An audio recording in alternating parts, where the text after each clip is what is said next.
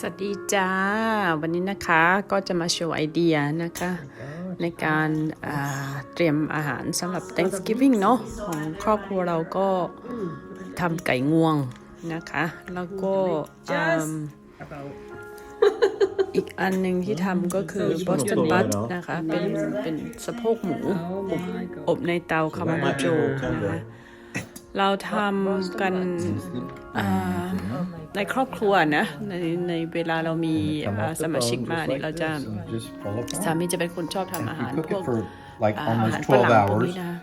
อย่างพูพอกอย่างบัสตันบัตนี่เอามาเขาเรียกว่า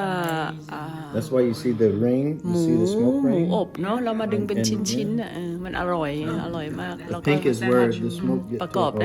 บอาหารได้หลายอย่างนะคะไปทำแซนด์วิชก็ได้ไปทำใส่บาร์บีคิวกินก็ได้นะคะคืออันนี้อร่อยมากๆบอกเลยว่าประทับใจนะคือถ้าใครอยากจะเอาไอเดียนี้ไปทำนะคะ Thanksgiving นะก็เชิญได้เลยทำได้เลยถ้าใครอยากได้เรซิปีก็ inbox มานะคะขอบคุณค่ะ